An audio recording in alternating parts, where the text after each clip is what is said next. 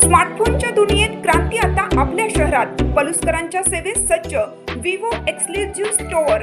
आता विवोची superfast T series आणि गेमिंगसाठी जबरदस्त IQ सर्व लेटेस्ट मॉडेल्स आता आपल्या पलुसमध्ये उपलब्ध. नको बजेटची चिंता, आमच्याकडे फायनान्स सुविधा. तर वाट कसली पाहताय, आजच भेट द्या. देशभूषण शीतल सावळवाडी यांचे Vivo exclusive store, Meenakshi Chitramandir जवळ, तासगाव रोड, पलूस. संपर्क 94 21 22 42 54 किंवा 91 72 57. शक्तीपीठ महामार्गाविरोधात शेतकरी आक्रमक. बोरगाव ते ईश्वरपूर तहसील कार्यालयावर धडक मोर्चा व पदयात्रा निघणार. प्रस्तावित शक्तीपीठ महामार्गामुळे कृष्णा नदीकाठच्या परिसरातील शेती व गावांना मोठा धोका निर्माण झाला आहे.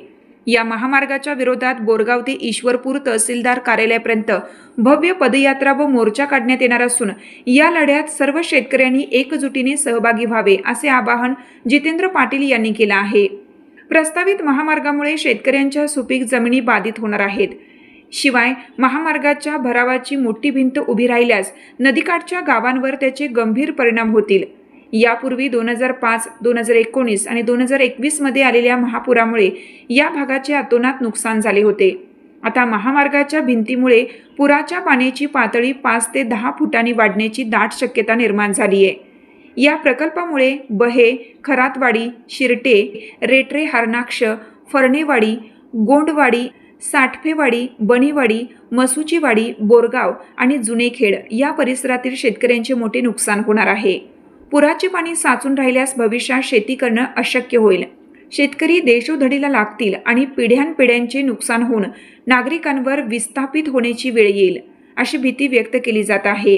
त्यामुळे आपल्या अस्तित्वाची ही लढाई जिंकण्यासाठी बोरगावपासून ईश्वरपूरपर्यंत निघणाऱ्या या मोर्चात सर्वांनी मोठ्या संख्येने सामील व्हावे असे आवाहन करण्यात आले आहे. नमस्कार, मी जितेंद्र पाटील. शक्तीपीठाला विरोध म्हणून बोरगावपासून इस्लामपूर तहसीलदार कार्यालयापर्यंत पदयात्रा आणि मोर्चेनं आपण जायचं आहे. त्याचं कारण असं आहे की शक्तीपीठ होण्यामुळं जी जमीन शेतकऱ्यांची बाधित होणार आहे ते शेतकरी बाधित होणारच आहेत.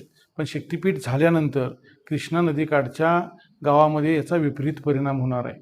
कारण यदाकदाची शक्तीपीठ झाला तर आपल्याला भये, खरातवाडी, शिरटे, रेटरे, हरणाक्ष, बिचूत, फारणेवाडी, गोंडवाडी, साठवाडी, बनेवाडी, मसुचवाडी आणि बोरगाव आणि जुनेखेड या शेतकऱ्यांचा मोठ्या प्रमाणावर त्याचा विपरीत परिणाम त्यांच्यावर होणार आहे.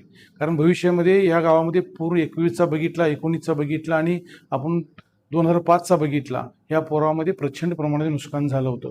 शक्तीपीठाची मोठी भिंत निर्माण झाल्यानंतर संभाव्य 5 ते 10 फुटाचं पाण्याची लेवल जर वाढली तर यदा कदाचित भविष्यामध्ये शेती करणं शेतकऱ्यांना असह्य होईल आणि आपण देशोधडीला राहणार आहे. भविष्यातल्या सगळ्या पिढ्या आपल्या संपून जातील आणि आपल्याला विस्थापित व्हावं लागेल असं संभाव्य हे परिस्थिती निर्माण होईल. याच्यासाठी मी आव्हान आपल्याला करतो की या गावातील सर्व शेतकऱ्यांनी या शक्तीपीठ विरोधी भूमिकेसाठी बोरगावपासून इस्लामपूरपर्यंत पदयात्रा आणि मोर्चाच्यामध्ये सामील व्हावं अशी आपल्याला विनंती करतो आणि आपण जरूर या शक्तीपीठाला विरोध करण्यासाठी आपण उपस्थित राहावं असं आपल्याला आव्हान करतो.